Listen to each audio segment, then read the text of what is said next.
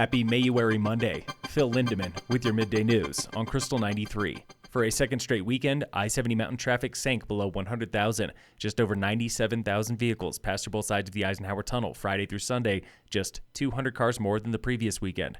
Daily average was 32,400 cars, like the population of Summit on the road every day. Vail Mountain pulled an audible for closing day yesterday, with no service on chairs 11 or 6, after saying those two would be open.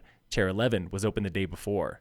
Vail ended the season with 264 total inches. That's more snow than they've got the past 2 seasons. They had 34 inches in April alone. April was the snowiest at A Basin with 45 inches, finally breaking the 200-inch mark. Breckenridge still leads here locally at 271 total inches.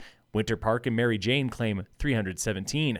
Wolf Creek closed 2 weeks ago with 385. That was the most in the state. Chairlifts are still spinning at 4 ski hills: Breck, A Basin, Loveland, and Mary Jane.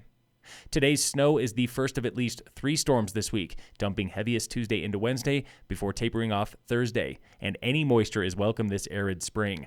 Colorado Public Radio reports Denver was close to setting a record for the driest month ever in April. The Front Range had 16 critical fire danger warnings.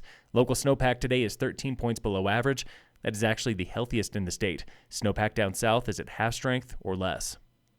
Ski resort recreation fees are paying for a new boardwalk on Peaks Trail in Frisco and trail work in the Eagles Nest Wilderness. The National Forest Foundation this summer is spending over $750,000 on a dozen projects between Summit and Eagle counties.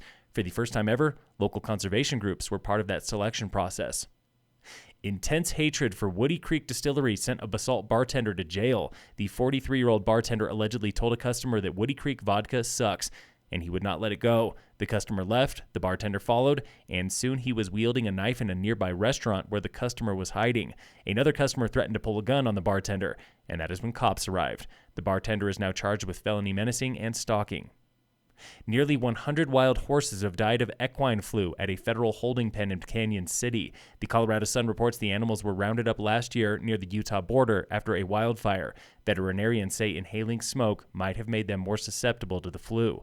Meanwhile, a new strain of avian flu is killing chickens at Western Slope Farms and closing bird exhibits at the Denver Zoo. Multiple sources also confirm at least one man has come down with the avian flu here in Colorado. He works at a poultry farm near Montrose. In sports, the Rockies beat the Reds yesterday 10-1, sweeping their first series of the season. And in local sports, brought to you by Cassandra Schultz & Associates with American Family in Dillon, Summit High Baseball beat Strasburg over the weekend 15-3. Girls soccer lost to Eagle Valley 2-1. Today, girls lacrosse is playing Roaring Fork away. Phil Lindemann, Krystal, 93 News.